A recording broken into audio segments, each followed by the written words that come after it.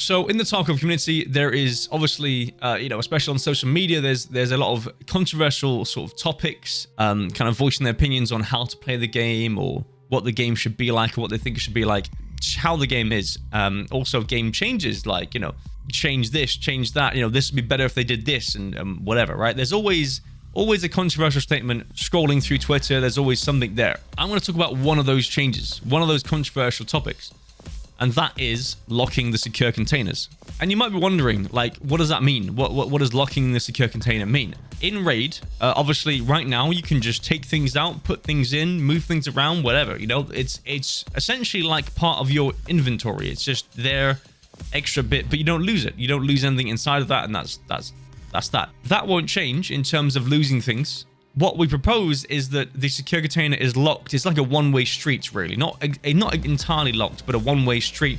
So that you can take things out, like if you have a splint or a CMS or whatever you have in there, you can take out, but you cannot put it back in. So you gotta be careful, obviously. You can't put anything in Raid into the container. Everything that you find in Raid during that Raid is not allowed in there. Doesn't matter where it's from, if it's found in Raid, non-found in Raid, if it's any gear that a player's brought in, doesn't matter. Now, obviously, you're probably thinking, you've got thoughts in your head about different things and how this is going to affect the game, and I don't like it.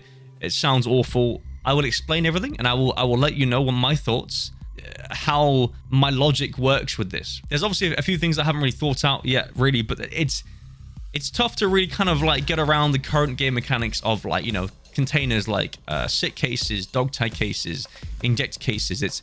It's hard to know what to do with those. It hasn't happened, right? This is just theoretical. Would this be good? I think it would be. Obviously, if you guys have any opinions on it, please let me know in the comments below.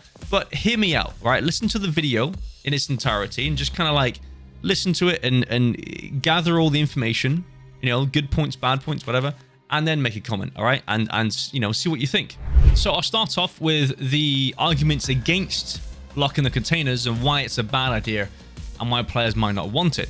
And I'll finish off at the end of the video why I think it's a great idea and why I think it should be considered in terms of a change in the future. So arguments against the locking of the containers, I made a list of the most common sort of arguments I've had against it. First one is players playing more passive and extracting earlier when they find the items they want. Now, I get that. Sure, yeah, okay. But at the same time, they do that anyway, right? If they want an item, they have a ledx, a found and raid ledx for their quest for therapist, they're going to extract. They're going to go. They're going to leave anyway. They're going to play passive. They don't want to die. If they die, then it's not found and raid anyway, so it doesn't even matter. Yo! Yeah, okay. I need to go. I'm gone.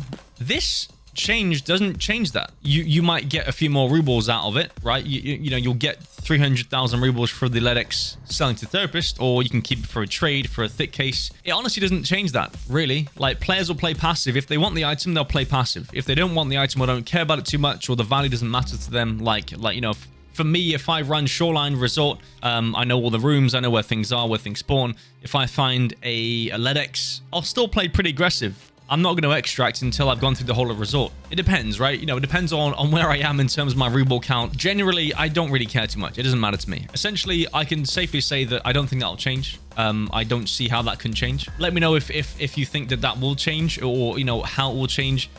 And you think, if you think there's a different opinion to mine, then sure. At any point in this video, if you feel like there's something that I'm not explaining or that I've not thought about, please just let me know in the comments. I just want to hear it. I just want to hear some good points about why it is bad or good or whatever. Like, just tell me. I'm an open book. This is just an idea that I want to just get out there because I wanted to make a video about this for ages. Now's the time. So here we are.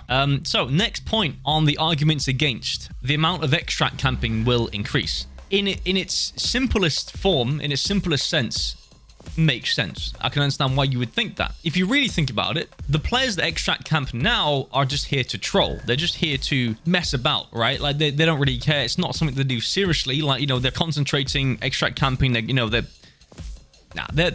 chilling. They're trolling. Whatever. It's not something that you would do for this purpose. But the players who play normally won't be enticed any more so than they are now to extract camp. Simply, they just don't want to. Like, they just want to experience Tarkov as it is, as the experience of Tarkov is, It's an amazing game. They just want to experience the game in its entirety. This game is a work of art. It's a masterpiece, right? Why would you want to sit on a cliff or in a bush next to an extract for the whole raid and maybe get a player or not? Honestly, I don't think that will increase any more so than it is now. I haven't had that many extra campers out, so I think maybe this wipe, maybe two, one that I can think of, and then maybe 2 or 3. I mean, I played a lot of reserve this wipe. Reserve is notorious in D2 for extract camping, so my thoughts might be a bit skewed here, you know, take it with a grain of salt. But I will also say that in the future of the game, you know, when the game is fully released, we'll have map-to-map travel and stuff and different ways of getting out of the raid and changing maps and moving around. The extracts won't be the same as what they are now, right? There'll be a lot more options to even drop off your loot. So even if someone does extract camp you, you might not even have any loot anyway because you've just dropped it off at the scav drop-off point to take this, you know, take your loot back to your stash or your hideout, whatever. I don't know. We don't know what's gonna happen there, but what I do know is that it will change. That argument, you know, in terms of extract camping will increase, doesn't really check out. So the next argument against locking the secure containers is that casual players will have a harder time. Casual players, obviously meaning like players that can only play 1 or 2 hours a night, whatever. That's really interesting in itself because it's not really a casual game. It's not a game that you can just play on a whim, right? I wouldn't say grindy game, but you need time. You need time to put into this well, not enjoy it. You can still enjoy it in pain because that is what Tarkov is at the start. It's tough, and I commend you guys, you know, for having only a few hours a night, whatever, to play, and you're still going. But I will explain in the arguments for the secure container locking change. I'll explain why the casual players will actually have an easier time, okay? So just wait for that. But that is one argument against it that I've heard. That is quite a common one, actually. Players just can't get what they want to get. And I mean, that's only for the hideout, though, because if you die, it's not found on raid. So you can only use it for the hideout or sell to therapist. Is that really what you want? Next one is cheaters will be more common, as in cheaters will have an easier time, or it'll be worse with cheaters, you know? I don't know about you, but I'm not a massive fan of building a game around cheaters and preventing people from doing bad things, right? Just build the game. Just make the game that you want to make. If that happens, then, you know, you can change a few things here and there. Dulling down and numbing down the experience of Tarkov for this purpose, you know, not having Tarkov reach its full potential because of just some bad actors, it just doesn't seem like it makes any sense. That just would not make any sense. F the cheaters, you know? It doesn't matter. You just ignore them. Ignore the cheaters. Obviously, in-game, you can't ignore them. They're there. In this change, you just ignore the cheaters. That won't even be a thing. Like, it's not a thing that you should be thinking about with this change, right? Again, if there's any more sort of arguments against locking the containers, let me know, please, in the comments below. I'm an open book. I want to hear everyone's comments and everyone's opinions on it.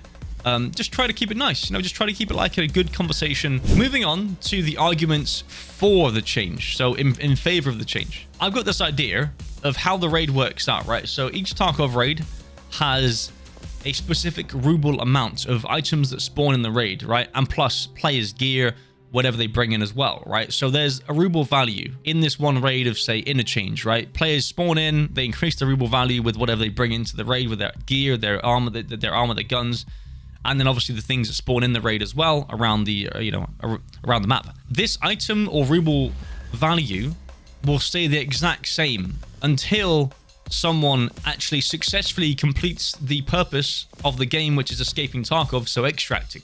Right now, well, technically, within about maybe 10 seconds, someone's looted something and put it in their container. That value is now gone from the raid. No one else can have that. Is that not bullshit? I think that's a bit of bullshit. No matter what it is, right? If it's a ledx, GPU, or some pliers, that ruble value is now gone from the raid. No one's done anything of notable value. No one's done anything. The ruble value is decreasing for other players to potentially get. And I don't think that makes any sense. So I think with this change, it stops that. It stops ruble value leaving the raid without anyone even doing anything of value, of extracting. People need to actually extract to extract the value out of the raid to actually get it out. If you don't extract, you don't get the stuff out. You know, it can't be like, well, maybe you can get that out or this out or maybe that. But then it's not found in raid, and it's like, this simplifies things down to the ground, right? Simplifies things. Either you've got it out or you've not got it out. Now, obviously, that might go into into the argument against where players will like extract earlier, or they might play more passive. But that's how Tarkov is.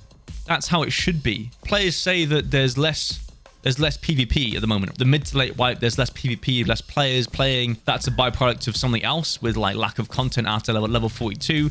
That's a whole nother kind of, I guess, conversation to be had. The next argument, obviously, I went through this with casual players having a harder time. This is an argument for the containers being locked, where the casual players will have an easier time. Level 60 plus chads with max strength and endurance, they're literally sprinting from one side of the map to the next side. They will get to the loot no matter what. They will get there faster than you, than Steve, than Dave, you know, that plays 2 hours a night. Good old Bob plays 3 hours on a weekend sometimes. Like, you know, he can't get the things that he wants because they've already gone. Like that Chad, that one guy that's a higher level than you, he's already got that. He knows where that is. He's going to go straight for that. It's easy for him, right? Someone of Steve, Dave, or Bob's caliber, you know what I mean, right? Like, they won't get there that fast, right? They're taking their time with it, right? If you're later to the area and you catch a guy coming from that area, he's just looted all that stuff. He's gonna have all that stuff in his bag that you can take. All you have to do is sit there, wait, hit a nice, well-placed shot in his face. You know, depending on if he's got, you know, a helmet or a visor, you just got to hit a well-placed shot. Take your time, be patient, and you can reap the rewards. Casual players having a harder time, I mean, sure, okay, you know, you might get that loot, and then you have to get out too, right? Obviously, but I feel like casual players would actually have an easier time with this, considering they would know the routes more, like in terms of what route to take where they feel the safest, or what route they know that's the safest. I keep saying casual players. I mean, like players that are less experienced do this anyway. They would try and, you know, survive and get out anyway. Even the items in your container, you kind of lose anyway for the quest, right? If you need that for a quest. And that's mainly what it is like quest progression. Quest progression is, I think, the main argument here, but it's nullified because of the found and raid system. You know, if it's not found and raid, it's not found and raid. You can't use it for a quest, and that's it. It's fairly simple. Casual players will have an easier time. They can get the loot from these guys that are rushing these areas. And now you're probably saying like, well, that just encourages camping. Who cares? Play how you want, right? If you think that you have a better advantage, a better chance of killing a guy because you hear him, so you sit there and you wait.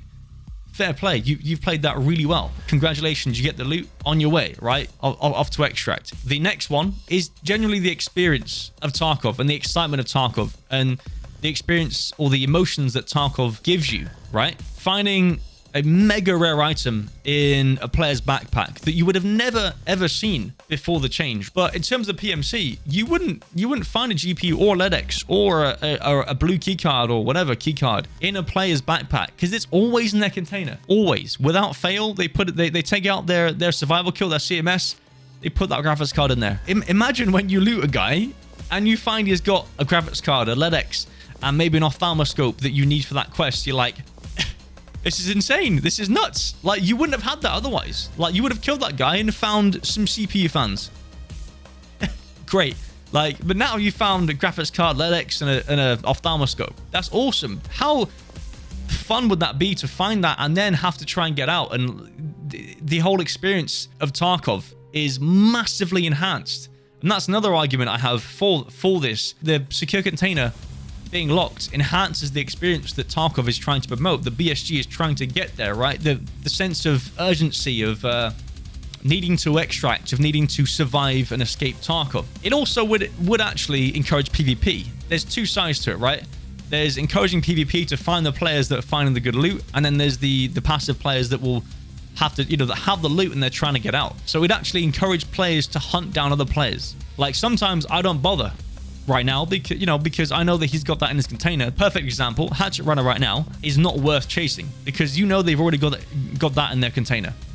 What's the point? You know, you're spending more money on the bullets you spend to kill the guy. Now, you know, with the secure container being locked, you want to chase that guy. You want to chase him down, and guaranteed also the secure container change will stop Hatchet running. It's not worth, right? It's just not worth to go hatchet running. What's the point? But now, obviously, you know, with this kill container being locked, if you were to, you know, if it was to be locked, you'd have to chase after that guy. You'd have to try and find that guy. There's a whole kind of, it changes the whole game. Honestly, I'm actually, you can visibly see me getting excited about it because it changes the whole game. It changes the whole kind of experience and enhances it massively. I think that would make this game one of, or if not the best game out there. I mean, it is already. This would improve it massively. So in the grand scheme of things, what I'd say is there's really not that many sort of arguments against it.